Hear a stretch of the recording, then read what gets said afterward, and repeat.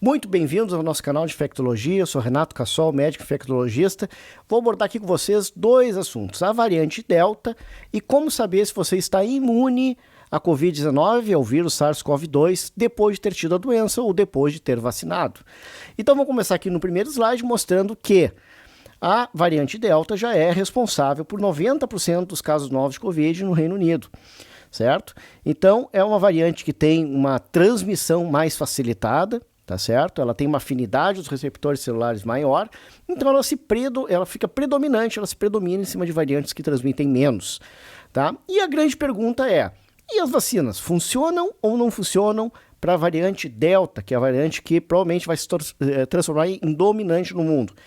Então, vamos começar pelo conceito de o que é uma eficácia de vacina na vida real.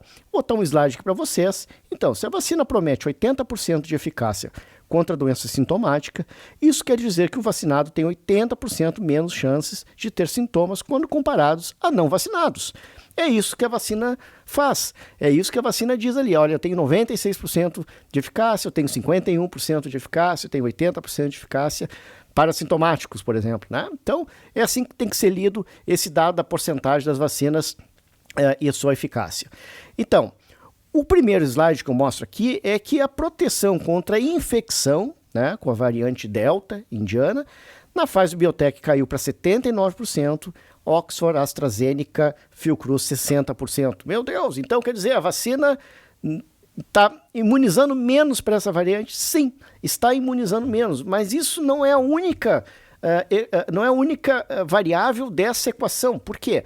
Entendo, você pode se infectar com essa doença, mas o que importa mesmo é, se você se infectar, qual é a chance de ter doença grave?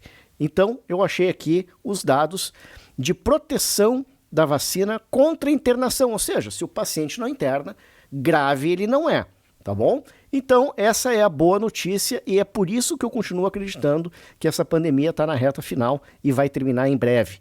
A proteção contra a internação após a segunda dose da Pfizer BioNTech foi de 96%. É a mesma da variante anterior e da Oxford AstraZeneca Fiocruz de 92%.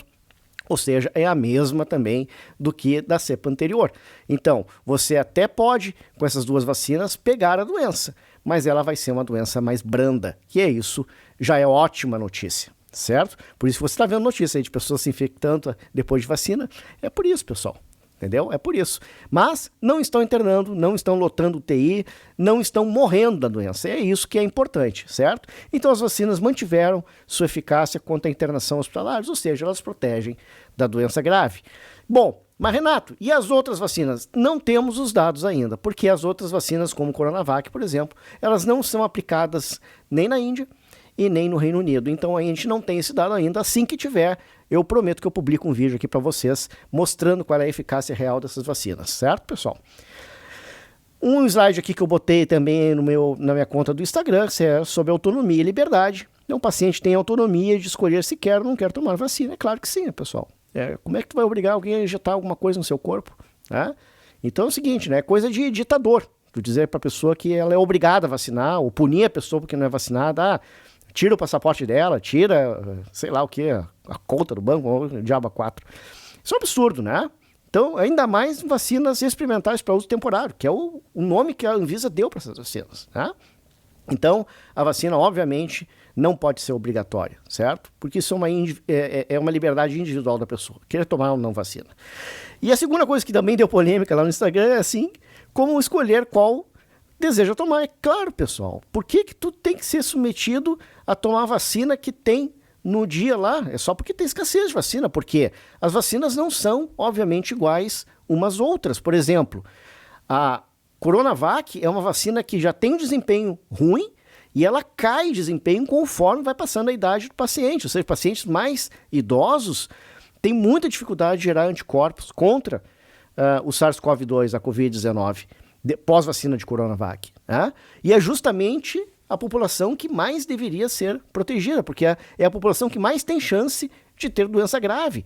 Esses pacientes, essa faixa etária, ela provavelmente vai ter que ser revacinada no Brasil, né? Porque muitos deles receberam a Coronavac. Vamos ver o que vão decidir, se vão fazer uma nova dose de Coronavac ou se vão mudar a plataforma vacinal.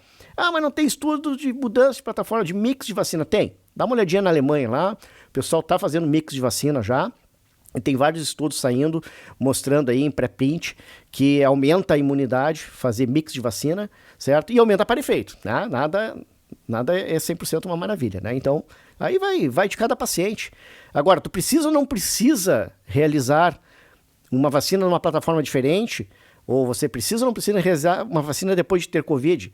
E é isso que eu vou ensinar para vocês agora. O último slide aqui, que é a dosagem de anticorpos da classe IgG neutralizantes. Então, não é dosar o anticorpo IgG da farmácia, pessoal. Tem que ser anticorpos neutralizantes. Esses anticorpos são anticorpos que previnem que o vírus desenvolva a doença no hospedeiro, certo? E quando desenvolve, são eles principalmente que fazem que a pessoa tenha doença branda pela Covid-19.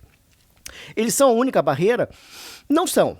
Nós temos, então, os anticorpos são as defesas ditas humorais, certo? Você tem também as defesas celulares. Agora, é interessante notar, a priori, se você tem uma vacina que entra dentro da célula, muito provavelmente você também desenvolverá uma defesa celular. Por exemplo, vetor viral, RNA mensageiro, certo? E o organismo vai reconhecer e vai ter uma defesa também da parte celular. Mas se você tomar uma vacina de vírus inativado, por exemplo, Coronavac, por definição, ela não entra dentro da célula, porque o vírus está inativado. Então, defesa celular você não tem. Ela vai fazer apenas a defesa humoral. E essa defesa humoral é por anticorpos neutralizantes IgG. Como é que você faz, então? Você dosa 30 dias depois de completar o calendário vacinal ou de ter tido Covid, os anticorpos neutralizantes. Se eles derem positivo, ok, você está imunizado. Se eles derem positivo baixo, talvez você precise de um booster vacinal mais adiante. Se eles derem negativos, por definição, você não está imunizado para o SARS-CoV-2, para a Covid-19. Né? Lembrando ainda que nós temos ainda anticorpos do nível de classe IgA, né, que são anticorpos de mucosa, que são os anticorpos que não deixam o vírus nem entrar dentro da célula, certo? Esses anticorpos são produzidos por quem? Por vacina, por enquanto, por nenhuma. Tem uma da Janssen que está sendo modificada para produzir e está produzindo aí no estudo pré-print lavado broncoalveolar anticorpos IgA. Quem teve a doença vai produzir anticorpos IgA e as novas plataformas vacinais que chegarão no futuro, já estão sendo pesquisadas, elas também tendem a fazer com que se produza IgA e quebre a cadeia de transmissão do SARS-CoV-2, da Covid-19, certo? Se você teve Covid, 30 dias depois você tem que dosar os anticorpos neutralizantes. Se você quiser, né, obviamente. Se eles derem positivo alto, ok, você vacina se quiser, tá? Porque você já está com uma forma natural de vacinação, que é ter pego a doença. Se eles derem médios ou baixos, vale a pena você fazer um booster vacinal, com qualquer vacina, até mesmo com Coronavac. Para isso, talvez ela sirva muito bem para pessoas que já tiveram Covid e têm anticorpos baixos.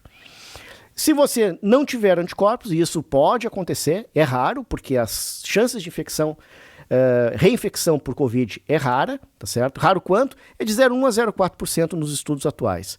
Então, de cada 1.000 infectados, provavelmente 1 a 4 vão pegar de novo a doença, principalmente se a pessoa teve uma doença muito branda ou se a pessoa tem alguma dificuldade de gerar anticorpos, enfim, por inúmeros motivos, certo? Então, reinfecção ainda é uma coisa bastante rara com as cepas atuais, mostrando aí também que a cepa delta ela está se transformando predominante porque o contágio dela é mais facilitado, ele é um vírus que se transmite mais facilmente, né?